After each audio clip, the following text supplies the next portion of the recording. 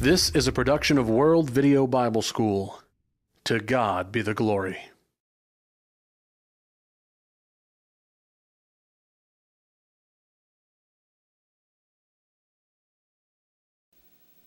Hello and welcome back to another session of how to use the Greek New Testament. Today we're going to talk about first declension noun endings. But if you haven't done your homework at this point, I want to encourage you to go back and do that. Go back and take a look at the other sessions that we have worked through together at this point. Refresh your memory and bring yourself up to the point where we are now in this particular session on dealing with nouns of the first declension.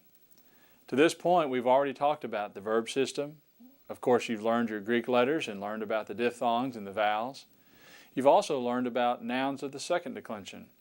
We learned about those case endings, and remember that case has reference to how a noun is functioning in the sentence, and that's determined by the ending form and the form that it takes so that you know whether or not it's the subject of the sentence, whether or not it's functioning as the accusative case, and so forth. Well, in today's lesson, we're going to talk about the nouns of the first declension. And as we begin, perhaps you may be a little bit confused as to this whole thing about declension. In fact, I saw a chapter in the book one time called It's Still Greek to Me. That is, the book is called It's Still Greek to Me. And in that book, there was a chapter entitled Apprehension about Declensions. And indeed, you may be having some apprehension about the fact that there are different declensions. What does that mean? Well, in a very, very general way, I think if you'll think of the word declension as having reference to a group or groupings, that might help you to understand what we mean. But let me give you an illustration to further make the point. Let's say that we had a table here in front of us, and we took and wrote out every Greek noun in its form, and it's a Greek noun, out on a 3x5 card or some sort of big note card, and we put them all on this table and maybe shuffled them all up. And then we said, all right, let's divide these nouns up into different groups on the basis of how their stem ends. In other words, if you look at a Greek word, you're going to notice that at the end of its stem, its root word, there will be a particular letter, and that as you focus on that letter, you're going to see that there are a whole bunch of words that end their stem in one letter, and then others that end in another, and others that then are sort of left over. So that as we went through this stack of cards with a word on each card, we would soon realize that there are a whole lot of Greek nouns whose stem ends in an omicron. And then we'd see that there's a whole bunch of Greek nouns whose stem ends in an alpha or an eta. And then we'd have a whole bunch of them left over, and perhaps we wouldn't know what to do with them, so we'd put them all in another group. So essentially what we'd end up with are three groups, or what we call three declensions. Now let's go to the board, and I want to show you what I mean by these declensions and how they're characterized and how we can notice indeed what they look like. If you'll take a look at the board now, notice that I have three sets of nouns grouped for you here. This is known as the first declension, this is known as the second declension, and these then are words that will be found in the third declension. And again, this is not by any means an exhaustive list, because there are a whole lot of nouns out there, and yet if we look at them, we could group them into three groups now. Starting with this first declension, let's notice that this Greek word glossa, which you'll remember means tongue or language, ends in an alpha. Okay? Notice it ends in an alpha. And by the way, all of these words that we'll look at on the board are nominative case ending nouns. This is the nominative case singular ending nouns. And another reason why these are called declension, because the word declension comes from a Latin word which means the Latin word declino, which means I fall away from, and so they take the nominative case ending, and then what happens is that the genitive and the dative and the accusative case forms change their endings. They literally fall away from the nominative case ending and how it forms its ending and how it looks. But all of these are nominative case endings, and in this first declension, you'll notice that this word, next one, doxa, for glory, ends in an alpha. And then you have a bunch of words that end in an eta. For example, agape, which is our word for love. Notice its stem ends in an eta. Graphe, notice its stem ends in an eta. Epistole, notice that its stem ends in an eta. And then phone, again, it ends in an eta. Voice, letter, all right, writing or scripture, and love, and so forth, all right? Now, I'm going to underline these for you so that you'll see a little bit better about what I'm talking about. There's our alpha, there's an eta, an eta, an eta, an eta. Now, whenever any of these words go right here, go to a different case, and we're going to talk about, for example, love being the object, or in the accusative case, it's going to form its ending, ain. Ain will be the ending, and yet all of the rest of these words will do the same thing. If this word goes to the accusative case ending, then it'll do the same thing. It follows a regular set pattern. All of these words follow a pattern in terms of how their endings are formed depending upon their function in the sentence. So here are first declension nouns. First declension nouns. Then second declension nouns, if you'll notice, have their stem ending in an omicron. They end technically in an omicron, so that technically speaking, this sigma then becomes our accusative. Our nominative case or subject ending, and so technically then our omicron is our stem ending. But we go ahead and learn the ending as os for nominative case. But notice, see, angelos ends in an omicron. Doulos ends in an omicron. Theos ends in an omicron. Logos, the word for word, ends in an omicron. Cosmos ends in an omicron. Huios for son ends in an omicron. So huios for son, cosmos for world, logos for word, theos for God, doulos is the word for servant, and angelos is the word for messenger or angel. Okay? So again, notice how that all of these end in an omicron. So all the nouns whose stem ends in an omicron are grouped together because when they change to a different function in the sentence, they all form their endings on the same pattern, okay, on the same pattern. That's really important for us to note. Then there is the third declension, and this is the declension that really is sort of groups all the things that are left over. All the words that are left over, we just sort of throw them in another pile, okay? Remember our illustration of sorting through the letters on a table, and as we sorted through those letters on a table, we were grouping them together, and we said, okay, here's a group that has letters with an omicron, and here are groups that have letters with an eta or an alpha, and then everything else that's left over is in this other pile over here. And you'll notice that it involves things like the vowels, all the nouns whose stem ends in a vowel or ends in some other, consonant, or in some other vowel other than omicron or alpha or eta. Pretty much that's the rule. There'll be some exceptions to that. But if you'll think about that third declension nouns, or third declension nouns as being those nouns whose stem ends in a consonant, okay, and then all the other vowels except for omicron and alpha and eta. They are words, for example, like phos, which is the word for light. Notice that its stem actually ends in this omega, or maybe even possibly the sigma there, and then this word pistis, which is the word for faith, it's a third declension noun, actually ends in an iota, and then mater ends in our row here, and aner ends in our row, and archon ends in this new ending, and charis, the word for grace, ends with a sigma, okay? So charis for grace, archon for ruler. Aner is the word for man, it's the specific word for man. We had another word, anthropos, which was the word for man, but that was the general sense of man, meaning male and female. But this is very specific, found in 1 Timothy chapter 2, where Paul says, I would therefore that men pray. Very specific. Mater for mother, all right, and pistis for faith, and phos for light. So notice their endings here involve consonants and not necessarily the vowels that we talked about before. Now, another question that usually arises in regard to this chart up here and to our words, and I want you to see the big picture again, is this. Why is it that we studied second declension nouns first And now we're only getting to the first declension nouns.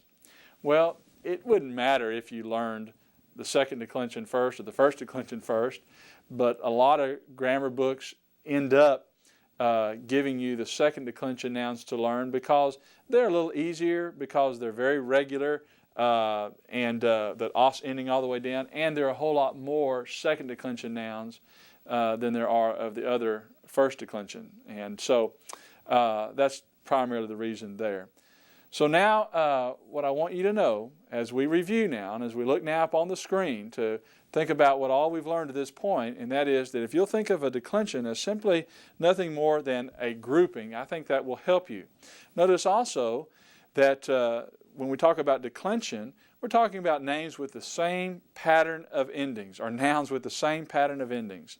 So nouns that have the same pattern of endings are grouped together in what we refer to as declension. And then number 3 there, declension is from the Latin word declino, which means I fall away, literally falling away from the nominative case.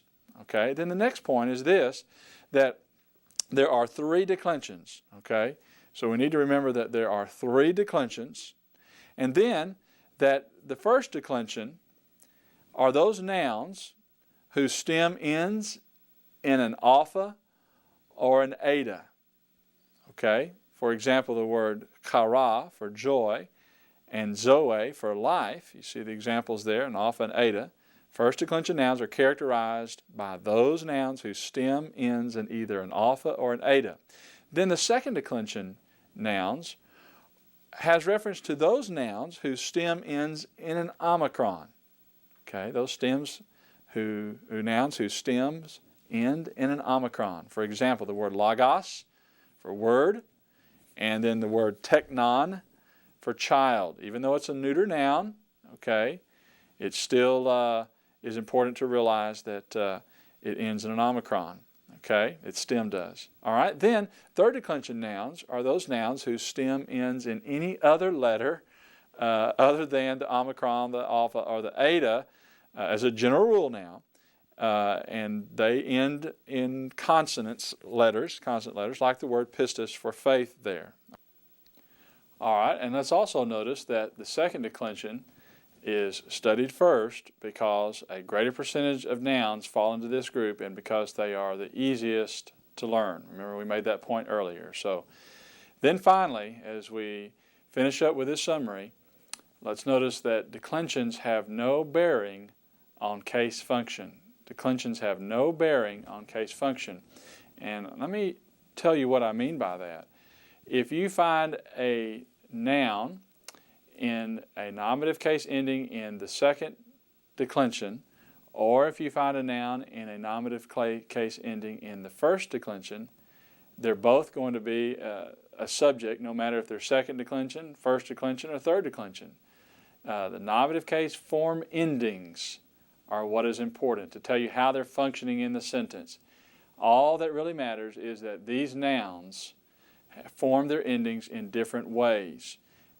It has no bearing on their meaning as far as case is concerned. It's just the way that they are declined. Okay? So I wanted to emphasize that to you as we begin to talk more now about the elements involved in the nouns of the first declension.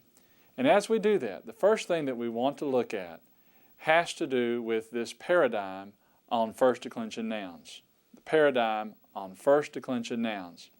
Remember, a paradigm is nothing more than a way of looking at something. It's an arrangement. It is a system for anything. And so here is the system for first declension noun endings. And as we think about these, I want to stress that you need to memorize these endings if you're going to enjoy really reading through sentences in Greek.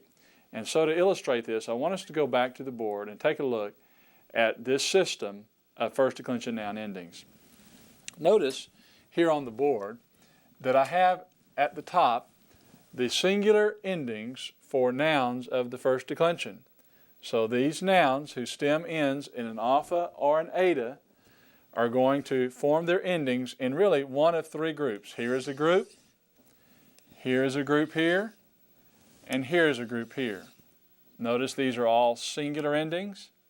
And now notice also that this is on the sort of layout as we learned in the earlier declension or the second declension. We're going to take our nominative, genitive, dative, and accusative endings.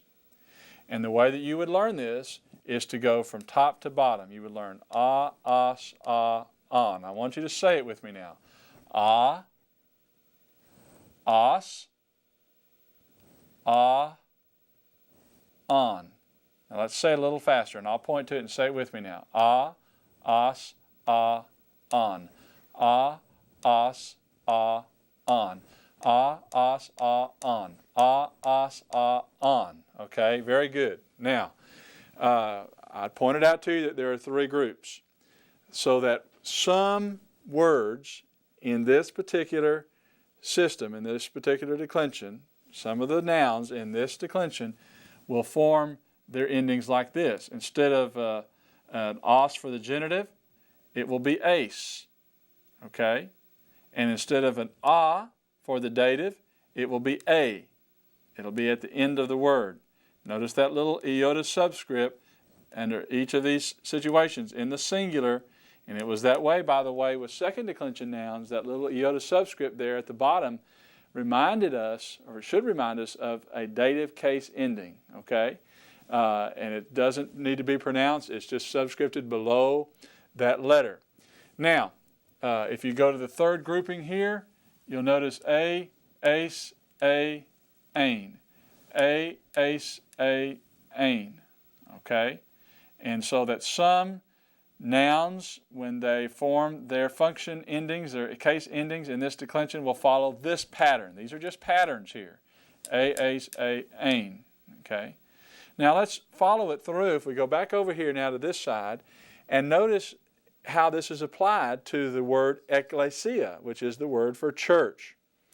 If we applied this pattern, ecclesia, this pattern right here to ecclesia, we would see it would be ecclesia, ecclesias, ecclesia, notice the other subscript, ecclesion.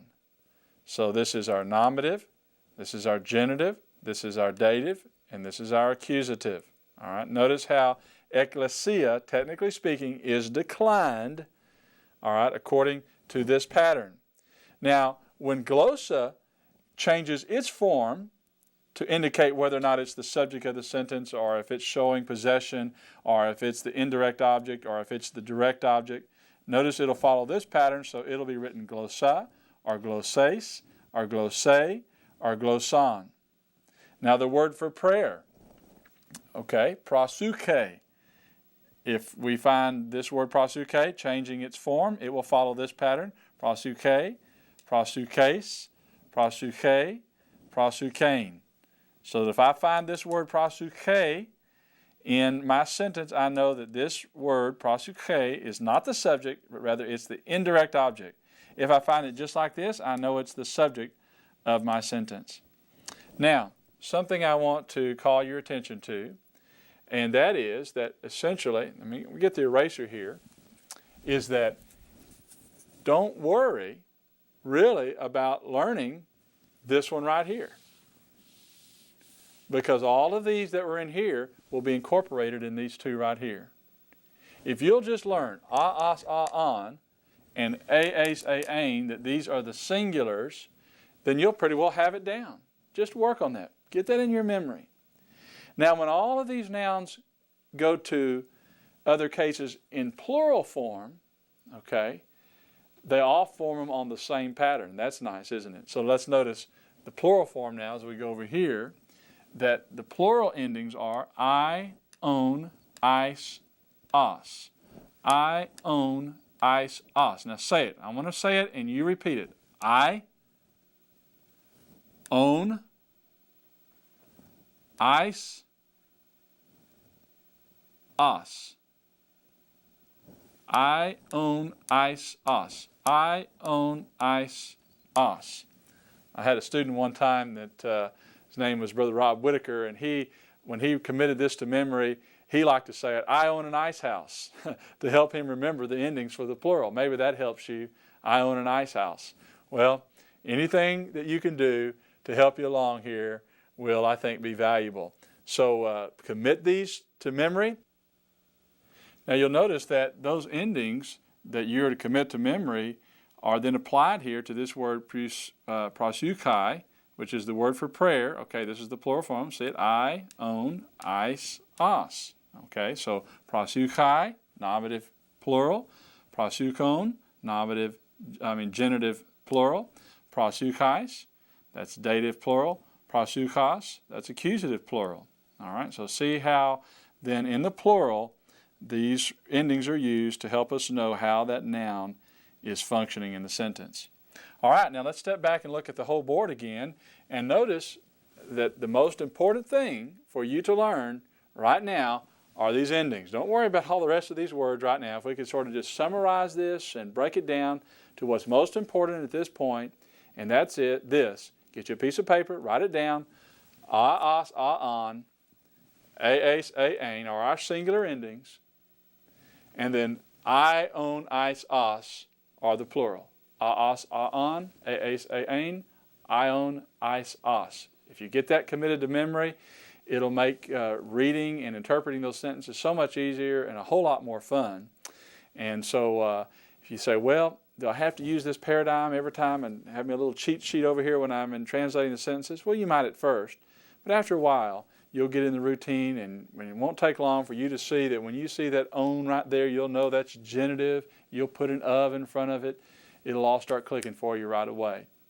All right, let's then now turn our attention to another important element out of this chapter, and that has to do with masculine nouns. Masculine nouns. All right, now remember that nouns have gender. They have gender. They can either be masculine, feminine, or neuter. Now, whether or not they're masculine, feminine, or neuter is not going to have a bearing on case and how they're functioning in the sentence, okay?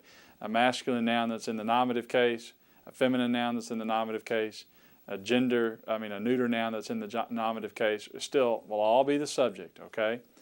But what I want you to realize is that while though masculine and feminine nouns are found in both the second declension and in all three declensions, that with the second declension nouns, those endings basically were formed the same way, whether they're masculine or feminine. But when it comes to first declension nouns, we have both masculine and feminine nouns in the first declension, no neuter nouns, by the way, but masculine and feminine, that those masculine nouns will form their endings in a little bit different way in the singular, okay? So we kind of have to learn that and know that there is going to be a little bit of a difference, and you'll run across it in your sentence translations. You'll see it, and it'll cause perhaps you to be a little bit puzzled when you see it at first until you remember that masculine nouns of the first declension are not formed on the basis of a, os, a, on, or eis, ain in the singular, but they're formed in a little bit different way. And remember, how do we know when we have a masculine noun? Well, it's already been determined for us, and we just have to rely upon the grammar books and the lexicons to tell us this is a masculine noun. And so masculine nouns in the first declension are formed in a little bit different way, and here's how they're formed. Let's go to the board now and look at it. Notice they follow this pattern. Nominative is going to be eis. Genitive will be u, all right, which we'll see that, notice that in the second declension noun endings. A, that's something you've already learned, and then ain. Its plural will be I, own, eis, os, just like the feminine nouns of this declension. So all that happens is that it's an eis, u, a, ain that you have to remember, and really not even all of that, because u is genitive, and a we've already learned anyway is dative, and ain is accusative. So really this is the difference right here, okay? Now let's make the application and show you on the word telones for tax collector. Notice our word telones. All right, this is a first declension noun. It ends in an eta, but it's a masculine noun. It's not a feminine noun. And so because of that, it's going to follow this pattern. A, eis, u, a, ain. Okay? Remember, masculine nouns in the second declension group were os, u, o, on. Okay? Well, masculine nouns now in first declension go eis, u, a, ain. So you have telones, telonu, telone, telonain, and then when they go to the plural, you have the ending just like we're accustomed to seeing now. Telonai, telonon, telonais, all right, telonos. And you need to just sort of be aware of that. If you don't want to commit that to memory, it's okay at this point. You'll just sort of learn it by observation as well as when we get to the articles. And so now I want us to turn our attention to the next element of this chapter, a very important one, and that has to do with the use of the definite article. The use of the definite article. Now, as we talk about the definite article in Greek and how it is that we declined that article, let me first of all refresh your memory on something. Remember that Greek has no indefinite article. Now, by article we mean the word the, as it accompanies a noun, and as you'll remember several lessons ago, I defined for you what we meant by that, and when I said that technically the word the is an adjective, an article adjective as it sometimes is called. It's a noun indicator. So when you see the man or an apple, a and an and the are all articles, and a and an are the indefinite articles in our language, and that the is the definite article. It sort of modifies that noun. That's why it's called an article adjective. Well, if you'll notice now, I've written something on the board that I want you to take a look at, and that's the word anthropos and the word man. Okay, the word for man. Notice that anthropos, there's nothing that precedes it. In that instance, we would just translate it as a man because Greek does not have a word for a or an, A-N.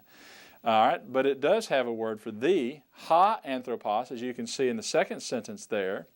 Ha anthropos means the man, and you would translate it just as it is. So in the case of the first word there, when we just see anthropos not preceded by an article, typically we would translate that with what is called in English an indefinite article, saying a man as opposed to the man. So that's the first thing I want to refresh your memory on, is that Greek has no indefinite article, and in many cases we have to supply that indefinite article, a or an, and again that's a-n, not a-n-d, but a-n or a, when the definite article is not there. But then when the definite article is there, there are some things that we need to know. And what we need to know is, in regard to this now, secondly, about the definite article, is that it changes its form depending upon the word that follows. Now, in English, the word the definite article the, never changes. It doesn't matter if the word that follows it is a masculine noun, if it's in the plural, if it's a feminine noun in the singular or the plural, or if it's a neuter noun in the singular or the plural. The will always be the, will always be the, will always be the. Let's take a look at what I'm talking about here as an example in our own language. Notice, if we say the man spoke, even though man is singular, the word the still stays the same. If we say the men spoke, notice that noun men is plural, the word the still stays the same. If we're talking about the woman as having spoken, then notice that the still stays the same. Or if we're talking about the women as in plural, the women spoke, the is the same. If we say the child spoke, which is a neuter noun, women was a feminine, men was a masculine, child is a neuter, we'd say the child spoke, the stays the same. If we say neuter plural, that is the children spoke, the stays the same. But now let's notice on the next slide that in Greek, it's a little bit different. Notice in the first line, ha anthropos. We don't have our rough breathing marks on here, but just remember that it has a rough breathing mark over it, and it would be ha anthropos. That would be translated as the man. But then, in the next line, hoi anthropoi means the men. But now notice, anthropoi is plural, and the article, the, has changed its form. It's changed its form. All right, so ha and hoi, those are the same words in English. It just means the. All right, the next line, hey, there would be a rough breathing mark over that as well, over that article. Hey, gune, means the woman. The woman. And notice how that woman, because it is a feminine noun, requires a different article. It changes. The article then technically can be declined. It falls away from its original form. It changes its form depending upon the word that follows. Then notice the next article, high. That would have a rough breathing mark over it, and it's just like one of our diphthongs. High, high gunai kes, high gunai kes.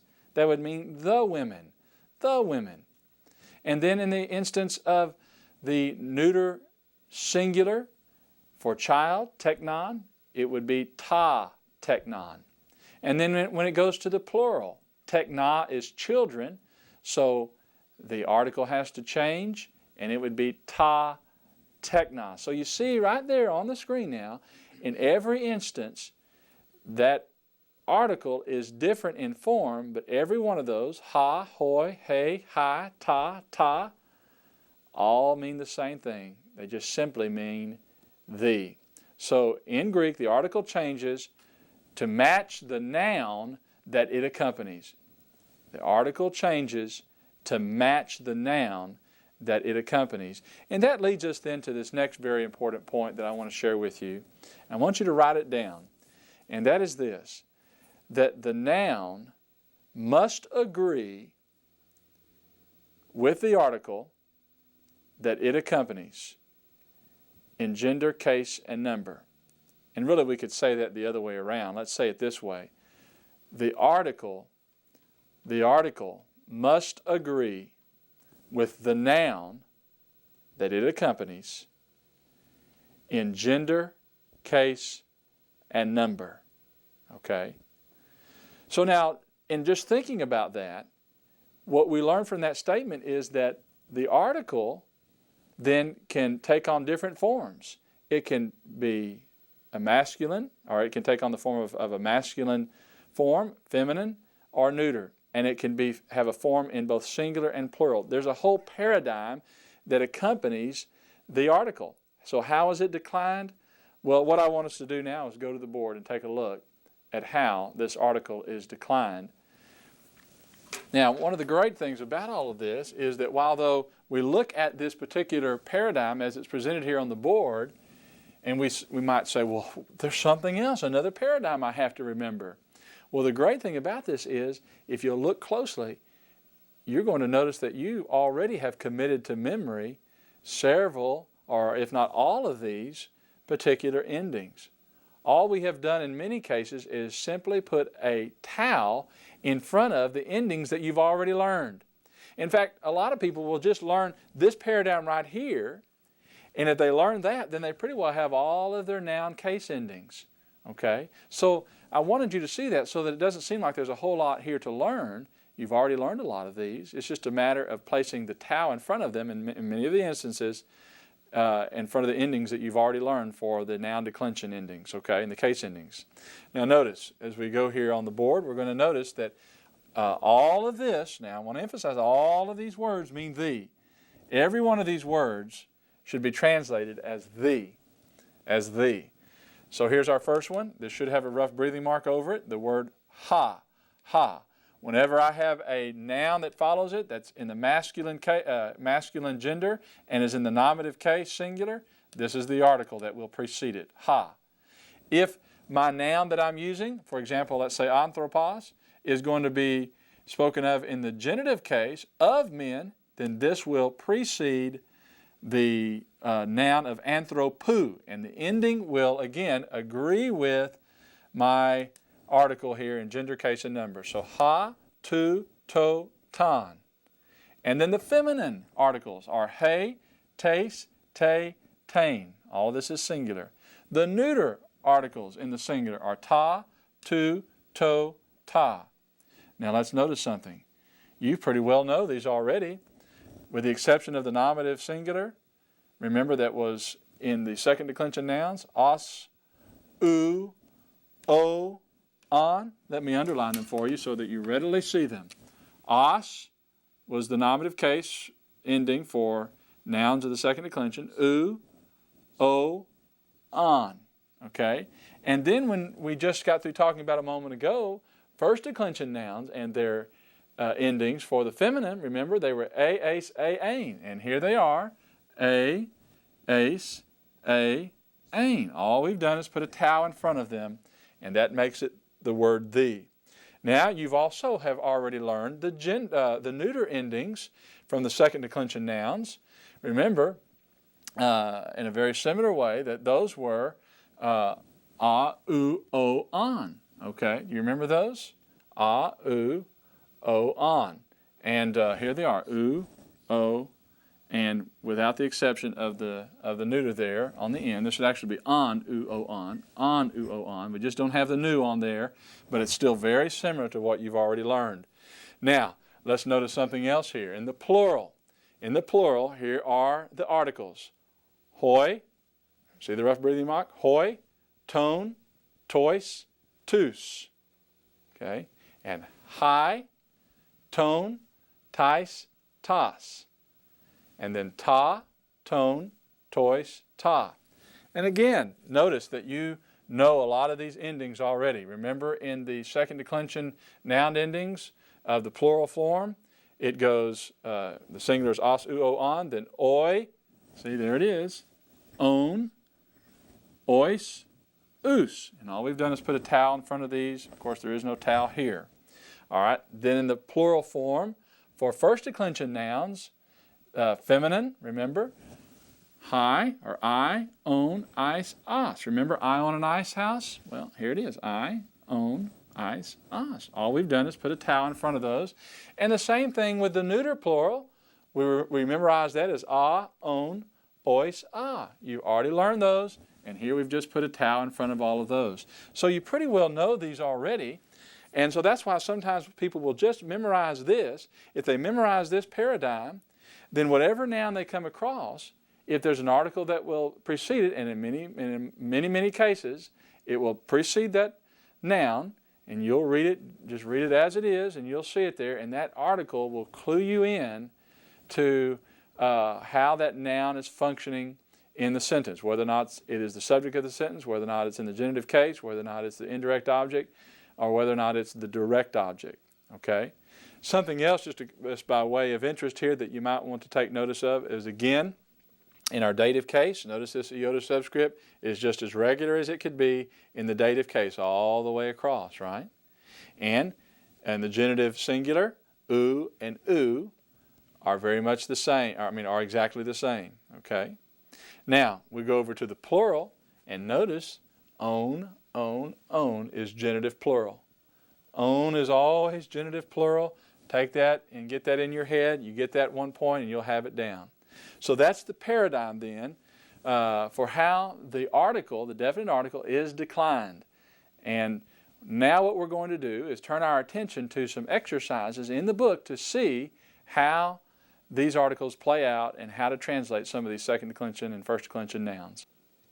Now, with regard to these exercises, what I would like for you to do is to stop the video at this point and to go to your book, go to page 37 in the text, and look at those sentences and try your hand at a few of those. Try to translate them. Write them out word for word if you would like. I think that's important. If you can write those sentences out, you're reinforcing your learning of those letters, and you're reinforcing those what those words are in your mind. Write them out and then try to translate them.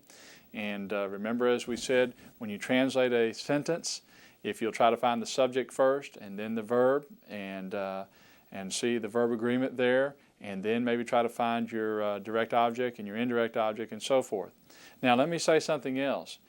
In this particular instance, in this chapter, I'd like for you not to work sentence number 1, and there will be some other ones that we will omit a little later. And the reason for that is because at this point, the author of this chapter, Mr. Black, introduced prepositions at the end of the chapter, and I'm going to wait and save our discussion for prepositions at a later date, at a later point in the series.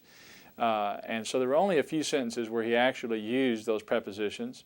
If you'd like to try them, that's up to you, but don't worry about working through them right now, even though you had to memorize in your vocabulary some of those prepositions, and they're pretty easy to translate at this point, but don't worry about it right now. That's just too much to worry about. Let's just focus on what we've learned so far. So if you will, go ahead and stop the video and then work through these sentences and then turn it back on, and we'll pick up with where we left off.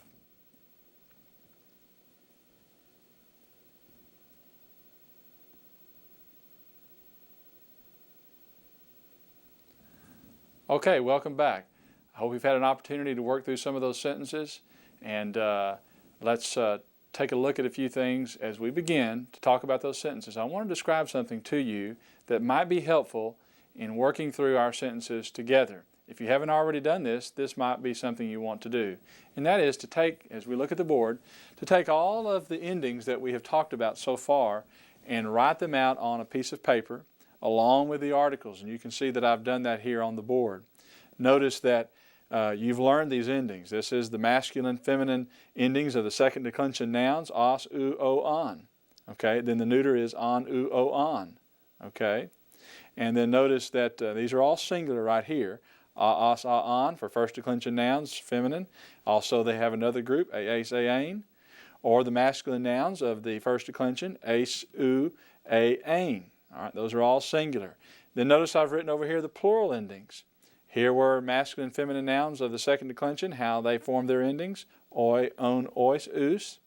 And then here were the neuter nouns of the second declension for plural, a, on, ois, a. And then you have the masculine and feminine noun endings for the first declension nouns, I, on, ice, us. Okay, so there they are. It's sort of a little cheat sheet, if you will, to help you, maybe to refer to, a reference sheet, to kind of look down there if you get stuck in knowing what these endings are all about.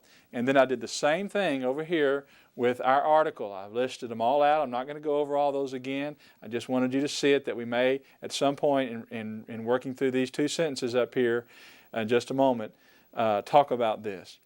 But before we do, one other thing, before we work through those sentences that I want you to notice, and you may have already run across it in your translation exercises, and that's this.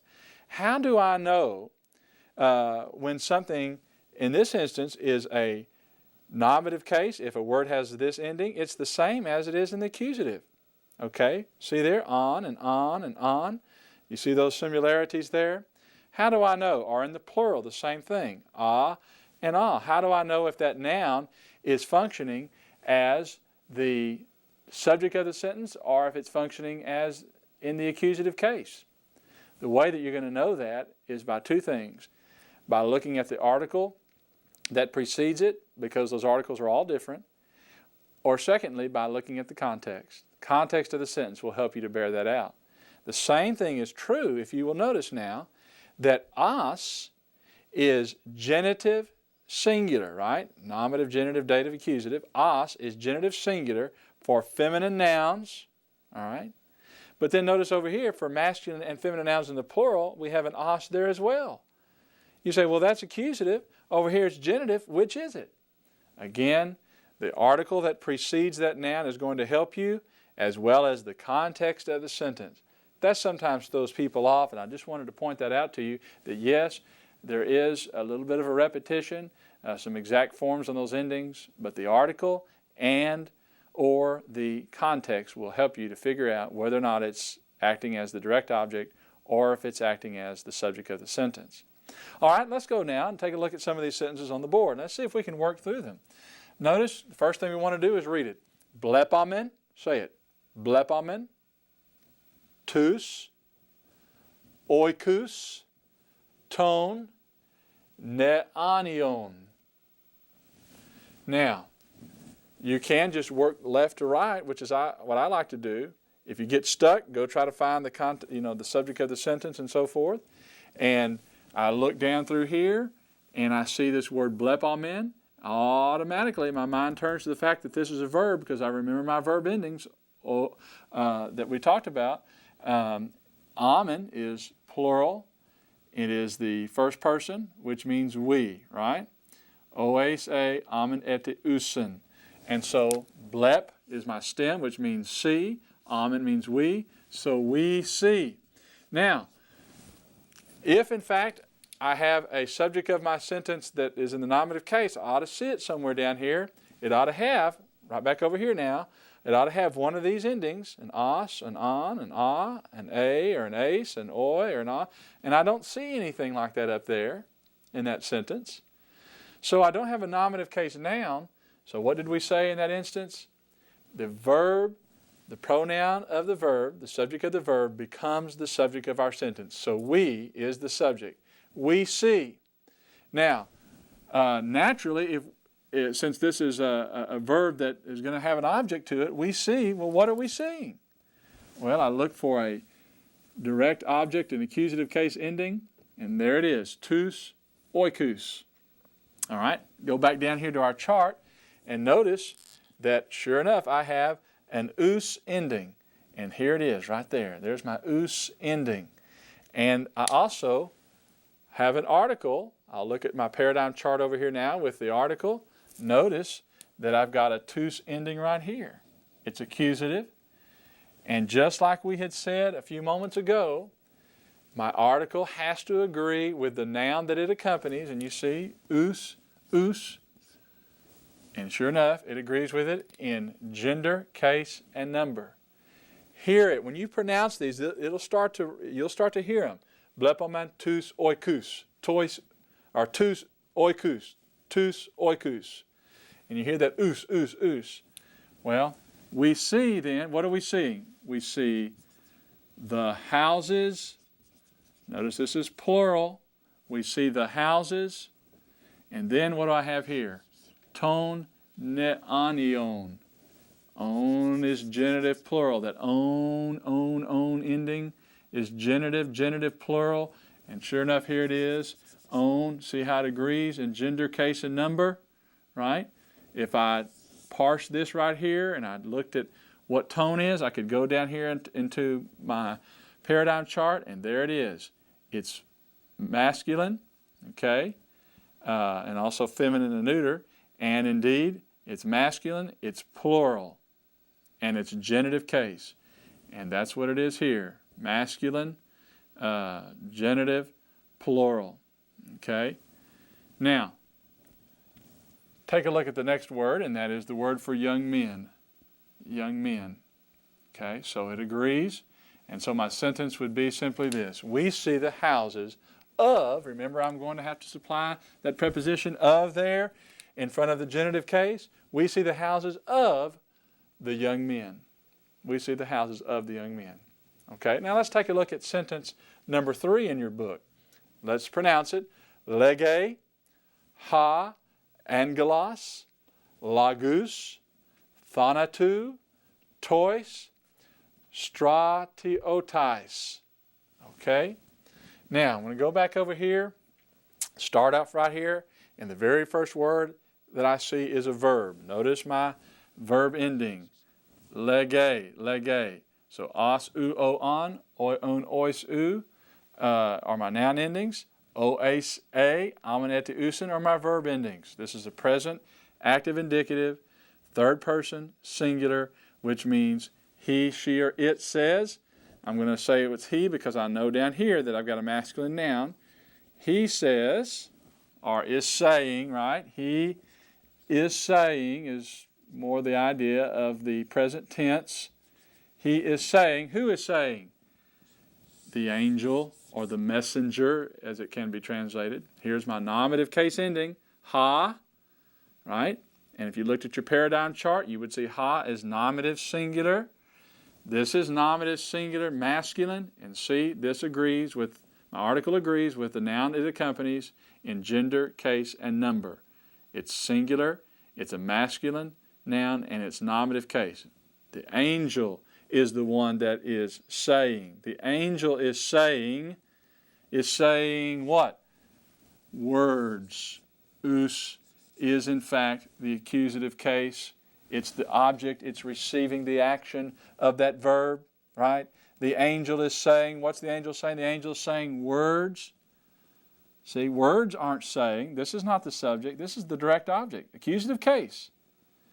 The angel is saying words, and then I get some more information, and generally those genitive cases are going to follow right after the thing that it modifies. Utu, there it is, the u for genitive, Words of, what's this word? Thanatos, death. Words of death. Okay? So again, this is the genitive case. And if I keep going down now, I see another word, tois, and stratiotais. And I have here a dative case ending. Now, if we take a look at our cheat sheet here, we're going to notice that tois is, in fact, on our articles here, a dative case, masculine, plural article. And so I'm going to translate it as to the, right? We supply our little preposition to there in front of these dative case nouns and their articles. So to the, and then soldiers, and again this is plural, and we remember our rule that the article that accompanies the noun has to agree with that noun in gender, case, and number. But if you'll notice, the forms are a little bit different. Omicron, iota, sigma. And then this ending is alpha, iota, sigma. Why, those are different. Well, they're a little bit different, but technically they do agree, and here is why. Our ice ending, all right, is on the end of this masculine noun, but this is a masculine noun of the first declension. And if you go back over here, you remember masculine nouns of the first declension in the plural form are declined like this. I own ice, and there it is, ice. Okay, and so it's a masculine, dative, plural ending. And my article is also masculine, dative, plural. So they do agree, even though they don't look exactly the same, they still agree in gender, case, and number. And so let's take a look at the whole sentence now. Go back over here to the left, and here we go. If we translate it, we're going to see this. He says, who is it that he says? The angel, the messenger says, words of death to the soldiers. Okay? Now, let me just say this by way of encouragement. You don't always have, once you get this in your mind, you won't have to have this out before you and sort of piecing it together like a puzzle. You'll be able to just sort of read along, and these things will just kind of jump out at you after a while, and it becomes just as much a part of you as your own language. It just takes practice. Anybody can do it. I know you can. So just hang in there and work with it, and you'll really be glad that you did. All right, let's take a moment to erase the board and go back and write some more sentences on the board and work through some of these. So let's take a look now at some more sentences. Okay, now let's take a look at sentence number 4 in your book. And we'll begin by reading it. Hoi, adelphoi, ton, matheton, akous usi, tous, lagus, tu, theu. Now, something of interest about this sentence, and that is we have nouns of both the first and second declension here. Nouns of both the first and second declension. And we'll take this first one here, had adelphoi. Oi is our nominative case plural ending, which means it's the subject of our sentence. The brothers, or the brethren are doing something, okay? The brothers. And then we have this tone, own, genitive plural. I always precede that, or I'm going to precede that here in this instance with the word, the preposition of the, and then we have the word for prophets, okay? So, the brothers of the prophets, here's my verb, usi or usin, okay, is our third person plural. They hear. So, the brothers of the prophets here are hearing, we'd say, are hearing tous lagus. These are accusative case endings, plural. They're hearing the words, okay, the words are what is being heard. The words to genitive case of, remember, of the God.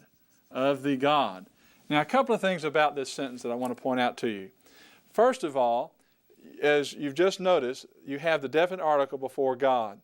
For some reason, and I think there may be a very good reason that this article is used in Greek with regard to God, when in English we would just say God, that you have this definite article here, perhaps to point out the fact that there is only one God, talking about the God as opposed to other gods that may exist. But Greek will use this article with the name, or oftentimes with the proper noun, it will use the article before the noun like this, and in this instance with God, but we would just translate it as God. We wouldn't say of the God. It's just one of those things where sometimes Greek uses an article where we wouldn't use an article, and we use an article where Greek wouldn't. So you just have to kind of get used to those sort of changes and not get caught up and worried about that too much. That's more for an intermediate class that has to do with the specifics of all of those aspects of Greek. So that's the first thing. Just translate that as of God there. The second thing is, notice that we have this noun that is a masculine noun from our second declension group. Okay, this is a second declension noun, and masculine, here it is, plural, article. Then this noun actually comes from our first declension noun groups, all right? And it's a masculine noun, though, in that group of first declension nouns of the disciples. So we just have two different groups there, but as you can see, it doesn't change our meaning just because they're from different declensions. Now let's take a look at sentence number 6. Agapein, kai, saphion, kai, charan, exousian, hoi, huioi, ton, apostolon. Now, if I went down through this sentence and I just translated this, this would be love and wisdom and joy. Literally then, they have. Who has? The sons. What sons? The sons of the apostles. Okay. Notice something about this sentence. First of all, that my subject of my sentence is way down in the sentence, isn't it? Because here's the nominative case ending. Oi, plural, is nominative case. Nominative case. The sons. And it's way down in my sentence, but that's all right. I can still know that it's the subject of my sentence. Also notice that in Greek, remember we said word order isn't as important for determining the relationship between the verb and the subject like it is in English. Here my verb is before my subject. But that's all right. I still know because of the agreement here, plural and plural. Os uoan, oon ois us, oi is plural. And then oase, amen ete usen, third person plural. These agree. So the sons of the prophets, they have. Now what do they have? Here is an accusative case ending. Here is an accusative case ending. Here is an accusative case ending. And you say, well, wait a minute. This is different from that one. Ain and on are different.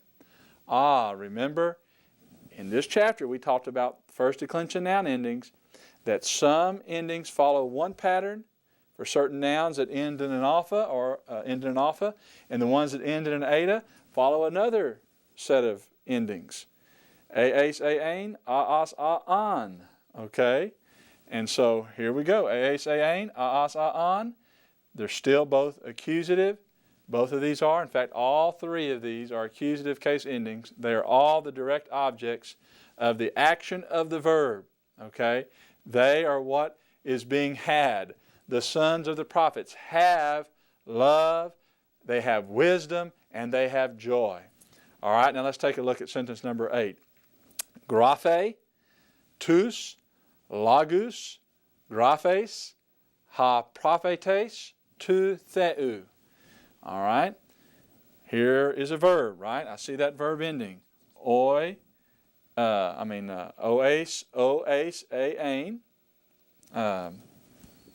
Remember this? Ois, amen, ete, usen. Okay, you remember those? And sure enough, ois, and there it is. Third person, singular, he, she, or it is writing. So I know that this has reference to somebody in my sentence that's doing the writing, whether it's a male or a female or in the neuter. I don't know yet until I get down and find that nominative case ending, and I see it way down there. It's the word prophet, but right now we'll just say he, she, or it is writing. What are they writing? Here's my accusative case. They're writing the words, and then this is the word for Scripture. This is genitive. They're writing the words of Scripture. They're writing the words of Scripture. Who is?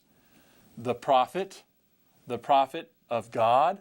See, genitive case, of God. Os, u, on. U is genitive singular, of God. Now, one other little thing about this sentence that is of interest. Notice that again, these don't look the same. They don't look the same. But they nevertheless agree in gender, case, and number. This is a masculine, singular, nominative case article. And this is as well because, if you'll go back and look in this chapter, prophetes is a masculine noun of the first declension. And masculine nouns of the first declension are declined in a little bit different way. Go back and look at that paradigm that you were to write down and that's in your book. And nominative case nouns that are masculine in the first declension actually have an ace ending to them. You say, well, that can get confusing. Well, I'm saying if you'll work on right here these articles and work on that paradigm dealing with the articles, then a lot of this will eliminate itself in terms of the confusion that may come. You know these, and there won't be any doubt. That's telling me, standing out saying, I am the subject of my sentence. I'm in the nominative case, therefore I'm the subject of the sentence. It's crying out to you, so pay attention to it. Ha, prophetes, to Theou, the prophet of God. What's the prophet of God doing? I have to have a verb. He is writing the words of Scripture. See, you can actually preach Greek. You didn't know it. You can actually preach Greek. And so, see how much fun this is? See how it all works out? Okay, those are all the sentences that we're going to work during this particular session at this point. I know there are some that we haven't had the time to get to, but if you'll work through those on your own, I think that would be great, and then you can always check your answers at the back of the book.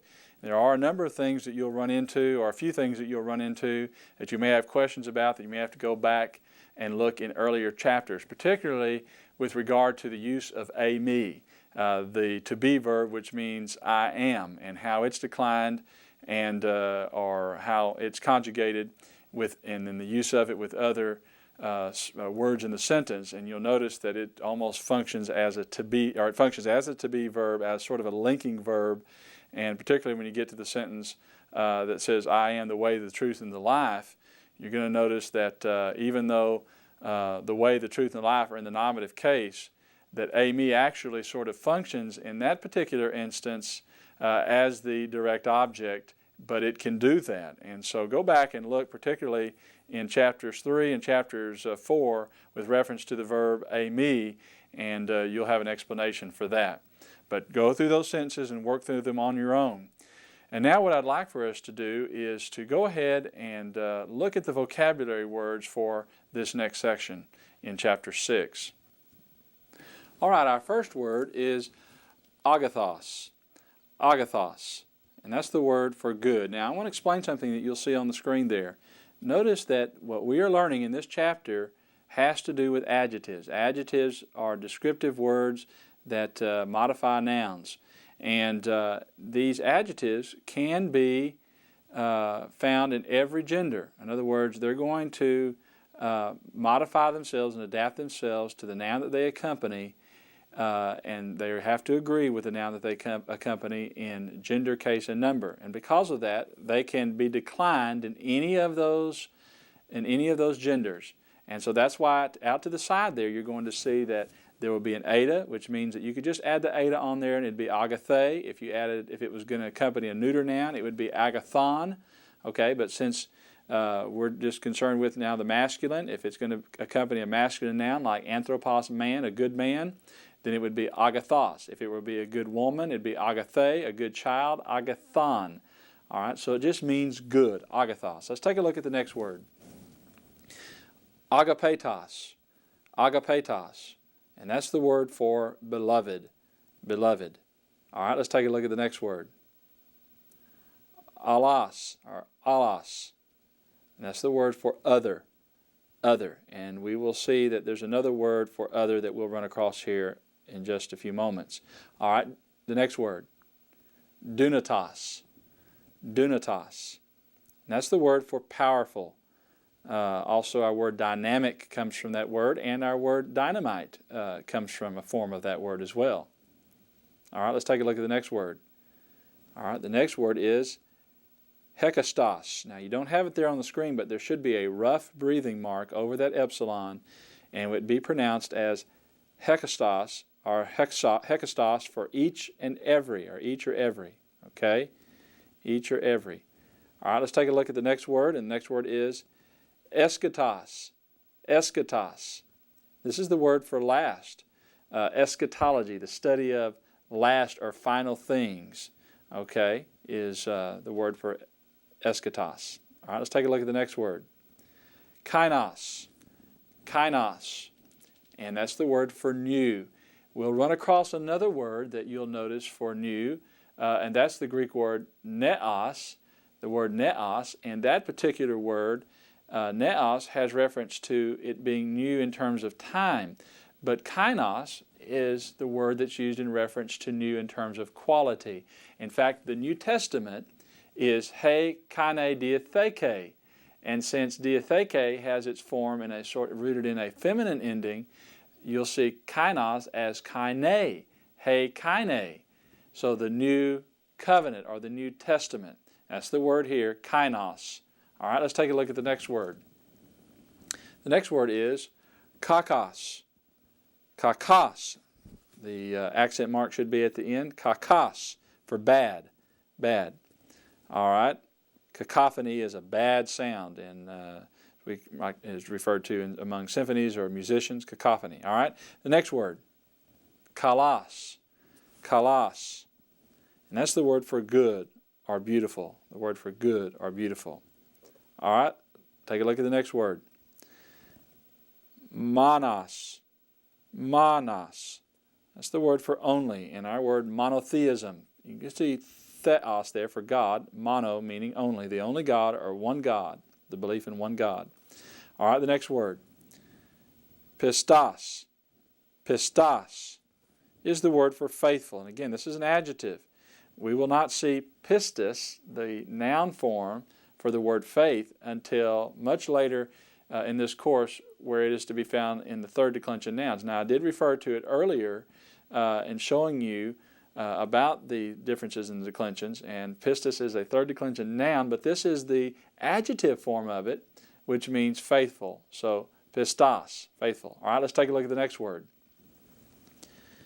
Protos. Protos, which means first. First. The prototype of something is the first thing that's made, and everything else that follows is an example of it. All right, the next word. Sophos, or sophos. And that's the word for wise. Our word sophisticated comes from that word. All right, the next word. Tritos. Tritos. And that is the word for third. And the word third is actually an adjective. All right, let's take a look at the next group of adjectives. And we have one here, hagios. Notice that this should have a rough breathing mark over it. Hagios. It's the word for holy or saint. All right, the next word. Axios. Axios. That's the word for worthy. Worthy. All right, let's take a look at the next word. Deuteros. Deuteros. It's the word for second. And of course, our word Deuteronomy comes from that word. Deuteronomy. All right, let's take a look at the next word. Dikaios. Dikaios. That's the word for righteous or just. Now notice that stem there that's in your book, not on our screen, but the stem dia or di oftentimes points to that which is just or righteous. You'll sometimes equitable, but when you see the word justification, the word righteousness or righteous, look for that stem and it'll be there. All right, let's take a look at the next word. Heteros. Heteros. And again, we had another word earlier, allos, that was used to translate other, and that was other of the same kind, and this is another of a different kind, as in heterosexual. Heterosexual. Okay? All right, let's take a look at the next word. Iskouros. Iskouros. The word for strong. The word for strong. All right, the next word. Makarios. Makarios. Blessed. This word is found in the Sermon on the Mount in Matthew chapter 5, when several times Jesus said, blessed is the man that is pure in heart, or blessed are they that mourn. Blessed are they that mourn, for they shall be comforted. And so when Jesus used that word blessed, this was the Greek word he used, makarios. All right, the next word, mikros. Mikros. Mikros. That's the word for small or little. And you can hear in our English word microscope, this Greek word. All right, the next word, nekros, or nekros. And that's the word for dead. Necromancy is the belief that one can communicate with the dead. All right, let's take a look at the next word. The next word is neos. Remember, I mentioned that just a moment ago. Neos. And that's the word for new, that has reference to new in terms of time, not necessarily quality. And the word neonatal comes from this. The neonatal center has to do with our care for infants, our care for young babies. All right, let's take a look at the next word. The next word is paneros. Paneros, for evil. Evil. All right, now let's take a look at another group of adjectives. And our next word here then is adunatos, for the word impossible. Oftentimes when you see that alpha prefix to a root, that alpha, sometimes that means or it's negating. And dunatos earlier had reference to power and the ability to do something, or powerful or possible, but this is impossible, okay? All right, let's take a look at the next word. Aionios. Aionios. And that's the word for eternal. Eternal. And then the next word. Akathartos. Akathartos. Akathartos is the word for unclean. And notice again the privative, as it's called, the alpha that's prefixed to the root, that means un. And catharsis has reference to a cleansing. All right, cathartic has reference to cleansing. And so akathartos is unclean, unclean.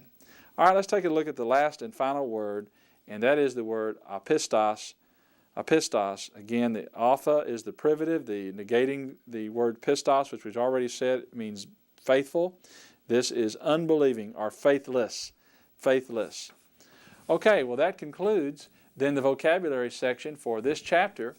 Now what I'd like for you to do is to think about your homework assignment. So let's bring that up now, what you need to do then between now and the next time that we meet together on this video series. Notice that your homework will include the following. You need to review the vocabulary words that we've just went over, commit those to memory, go back and learn the other ones, keep working with them over and over again. Then you need to translate the sentences in chapter 5 with the exception of numbers 1 and 14 through 16. Okay, those are the ones that use the prepositions. And then the last thing I'd like for you to do is to skim chapter 8 on the prepositions, just to kind of look ahead and see what those prepositions are like, because in the next chapter or two we're going to get to those very soon, and then also we're going to cover the adjectives from this chapter of chapter 6 as we talk about the use of those adjectives in sentences, and then we'll move, maybe skip ahead and talk about prepositions. So be prepared, skim through some of those chapters, but I do want you to read chapter 6 that has to do with adjectives. I appreciate so much your hard work and your diligence in working through all of this material. If you stay with it, I know that you're going to be so happy that you did. And just sitting down and watching these tapes is going to be valuable to you. Watch them again and again if you want to. But put this information to memory, commit it to memory, and maybe you can already begin to see how that you could use it in your sermon lesson and preparation, development in your classes, and in your own personal use as a Christian. Well, until next time, when we come back and talk more about adjectives and move on to prepositions and to some other items in our grammar book, I want to bid you a very good and pleasant day. May God bless you and Godspeed.